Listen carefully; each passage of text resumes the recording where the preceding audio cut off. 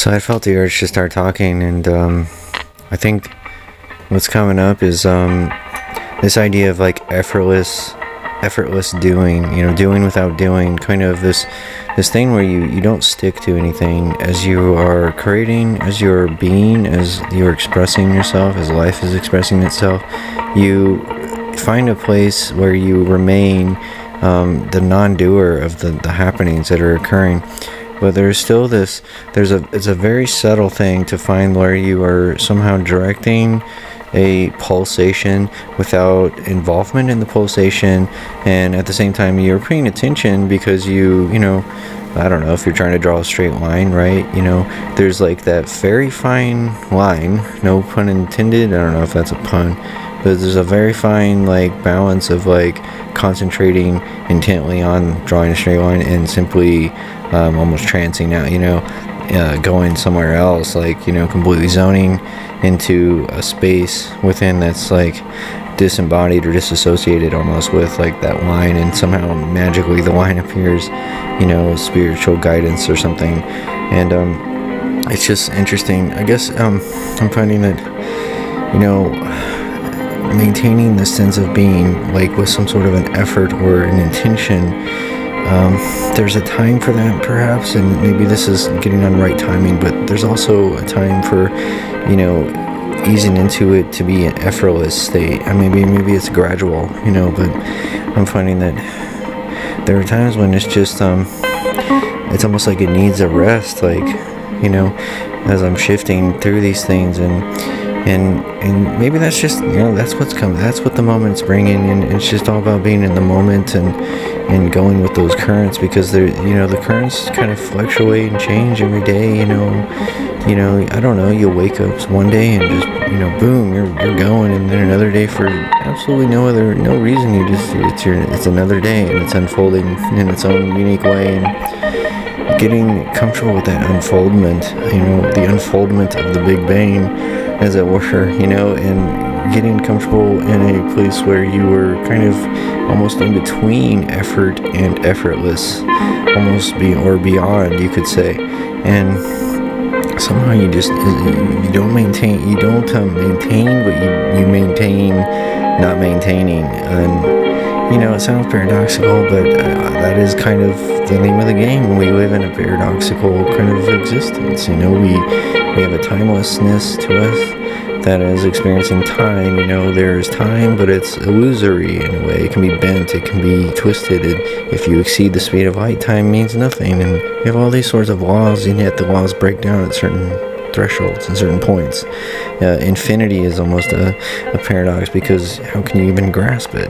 You can't. If you try to grasp it, you've stopped the infinite in place somewhere, and it's no longer infinite, it's no longer continuous. And I'm just wondering, let's pause here. That was an interesting experience. I literally talked myself out of breath, and there was a time for a pause. And wow, that's interesting, because yes, you have these times of pause, and I know when I would get in, a really hot streak with creativity, and man, it's so easy to get attached to that with the ego. It's so easy, because if you have this drive to be creative and be productive, and it comes where you have a day where it's like you're just completely blasted, you have no energy, and it's strange, because it's like, do you seize the day and push through it? There's that one mentality, or do you go with the current and rest, and it's a time of pause, and it's just trying to find the intuitive knowledge inside to navigate those waters. Maybe there's it's funny, because the things unfold in a way that, again, having no expectations comes up, and it's just a valuable thing, because expectations really create rigidity in the mind, and they can create that day that you're dreading, that you think is coming, because you wake up a certain way or something happens and you think, oh, that's it. And by declaring it, you kind of almost you make it, because now you're going to be looking for all sorts of things to create that realism in you, that is the expectation is built upon itself. This this looker that is going to be looking for those flags that mirror what it's expecting. And it's just like, how can you come from a place that's not coming from your mind? Your mind wants to make all sorts of commentary, there's this thing of being in the present moment, but also going beyond being in any time, because in the present moment the mind is very loud, and a lot of the time making commentary and judgments, and those expectations can be in place, and it's like looking for those things, and you're waiting for something to happen, and you gotta go beyond. You gotta go to the zero. I love zero because it's a factor for everything but divisible by nothing, and I think if you take that deeply somehow, it's in a symbolic way, it's like, be the zero. Everybody wants to be number one, but I want to be number zero. You know what I mean?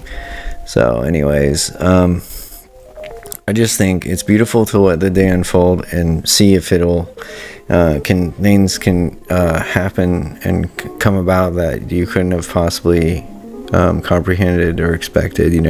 Things can unexpectedly happen that are surprisingly cool, and why not? Why not take that chance and see if it can happen that way? I don't know. It's okay. Like, it's okay it doesn't really matter. Like, it still comes up sometimes that I've got to be doing this, and the mind wants to be accomplishing and doing things, and it's just is it really accomplishing anything if it's coming from that kind of a energy behind it? That's what it really comes down to. And for what? For what?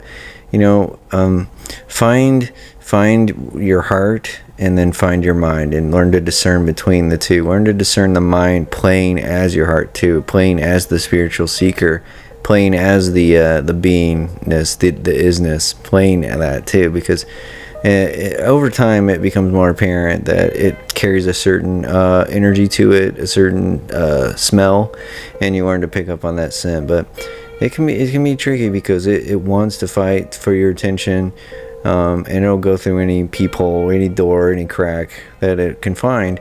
But ultimately, that makes it, I won't want to give it too much credence, and I also don't want to discredit it because it helps you. Everything helps you. Everything is here to help you.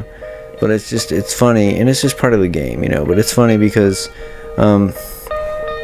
it can never touch you. It can never touch you. It doesn't come from outside of your awareness.